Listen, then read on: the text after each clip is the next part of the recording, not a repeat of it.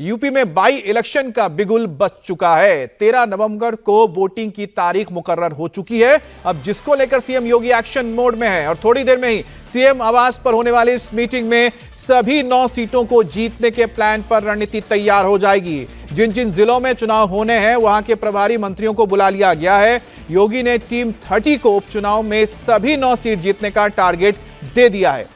अब यूपी में 2024 के लोकसभा चुनाव में मिली हार के बाद यह उपचुनाव बीजेपी के लिए साख की लड़ाई बन गई है।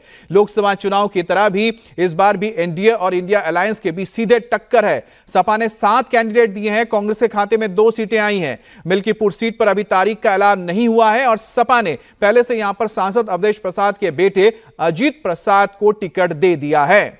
यूपी के बाई इलेक्शन की अगर बात की जाए तो यहां पर कमान सीएम योगी खुद संभाल रहे हैं।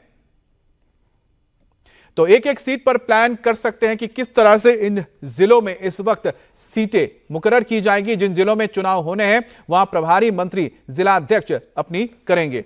तो आप देख सकते हैं कि योगी सीएम के घर पर इस वक्त मीटिंग होने जा रही है। प्रभारी मंत्री जो है बताएंगे कि आखिरकार उनके इलाके में क्या फीडबैक मिल रहा है। डिप्टी सीएम संगठन पदाधिकारी के साथ रणनीति बनाई जाएगी और साथ ही विधानसभा की जो 9 सीटें हैं इन पर जो बाई इलेक्शन हो रहे हैं इसको लेकर बहुत इंपॉर्टेंट हो जाता है। 13 नवंबर को 9 सीट पर वोटिंग होगी और मिल्कीपुर सीट पर अभी कोई भी तारीख नहीं आई है। इसी के मद्देनजर इस वक्त आज मीटिंग होने जा रही है।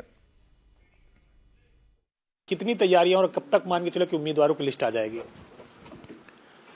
भारतीय जनता पार्टी की, हमारी पार्टी की दृष्टि से पूरी तैयारी है और संगठन की दृष्टि से हम लोगों ने पूरा जो हमारा स्ट्रक्चर है उसे तैयार हमारा पूरा है और प्रत्याशी चयन की प्रक्रिया भी अंतिम चरण में है। केंद्रीय चुनाव समिति को, केंद्रीय पार्टी को उस पर निर्णय करना है। राज्य की ओर से हम लोगों ने आपस में बातचीत करके जो सुझाव थे वो केंद्रीय पार्टी को दे दिए हैं। तो जैसे प्रत्याशी घोषित होंगे हम पूरी पार्टी हमारी पूरी ताकत के साथ योगी जी के नेतृत्व में जनता के बीच में जाएंगे और मुझे विश्वास है कि उत्तर प्रदेश की महान जनता का आशीर्वाद भाजपा को मिलेगा। और साथ ही अब आपको बताते हैं कि जिन 10 सीटों पर चुनाव होने, हालांकि इसमें मिल्कीपुर नहीं है, उसमें से 5 सीट सपा और 5 एनडीए गठबंधन के पास थी। अब बीजेपी के खाते में 3 सीटें थी और आरएलडी के पास थी 1, निषाद पार्टी के पास 1 थी। तो कटिहारी की अगर बात की जाए तो यहां पर सपा के पास एक सीट थी, करहल भी सपा के पास है। मीरापुर सीट आरएलडी के पास थी जो पहले सपा के साथ थी लेकिन अब एनडीए का हिस्सा है। इसी तरह से गाजियाबाद बीजेपी की सीट है। मझवा निषाद पार्टी के पास है जो एनडीए का हिस्सा है और सीसामऊ सपा के पास है। इधर खैर बीजेपी, फूलपुर भी बीजेपी और साथ ही कुंदर की सपा के पास है। बहरहाल जो मिल्कीपुर सीट है वहां पर सपा ने जीत हासिल की थी लेकिन अब बीजेपी भी वहां पर लगातार कोशिश कर रही है कि उसे बदला जाए और जीता जाए। लेकिन इन सब में एक सबसे इंपॉर्टेंट है फूलपुर की सीट जो कांग्रेस चाहती थी लेकिन वो सीट सपा ने खुद अपने पास रखी है। अपने उम्मीदवार को उन्होंने ये यहां से उतार दिया है। बहरहाल हमारे साथ रुचि कुमार भी जुड़ गई है। रुचि, इस वक्त सबसे बड़ी चर्चा तो यही हो रही है कि आखिरकार इन सीटों पर जीत कैसे हासिल की जाए। 2 अहम चीजें हैं, आखिरकार कितनी बड़ी चुनौती इस वक्त बीजेपी या फिर योगी आदित्यनाथ के सामने होगी कि जीत का फॉर्मूला कैसे तय होगा, कैसे उम्मीदवारों का चयन होगा, और दूसरी बात है जो चयन होंगे, जो नाम होंगे वो लखनऊ से तय होंगे या दिल्ली से? उम्मीदवारों के नाम का जहां तक सवाल है तो 3 कैंडिडेट्स का एक पैनल तैयार किया गया था और उसको दिल्ली भेजा गया था।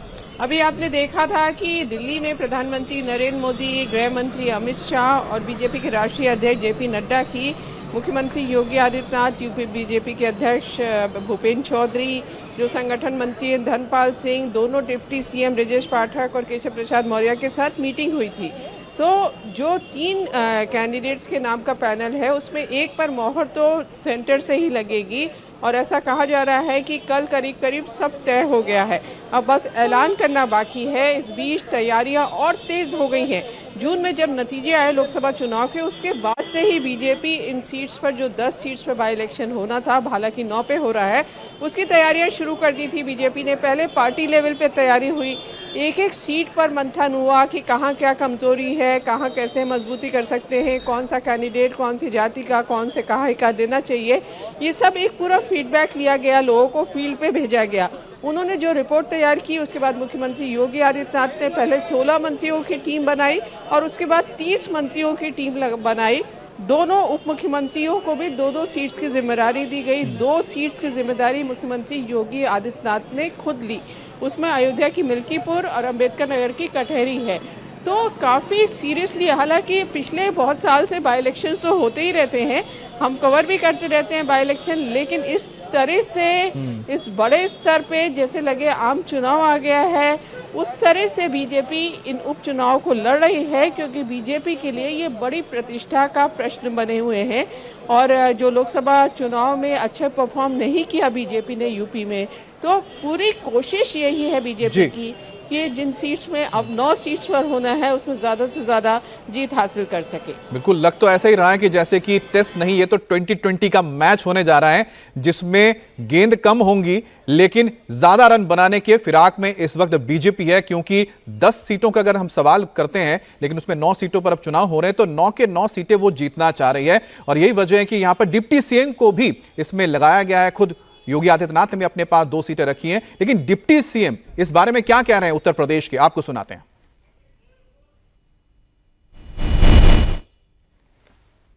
उसके पश्चात सक्रिय सदस्यता होती है। देश के माननीय प्रधानमंत्री श्री नरेंद्र मोदी जी देश में पहले सक्रिय सदस्य बने हैं और वहीं से ये शुरुआत हुई है। फिर हमारे माननीय गृह मंत्री जी, माननीय राष्ट्रीय अध्यक्ष जी, और आज उत्तर प्रदेश में हमारे मुख्यमंत्री योगी आदित्यनाथ जी, फिर मुझे सक्रिय सदस्य बनने का मौका मिला। अब आगे हमारे दूसरे उप मुख्यमंत्री आदरणीय ब्रजेश पाठक जी सहित क्रमशः यह सक्रिय सदस्यता का अभियान भी बड़े व्यापक तौर से चलेगा।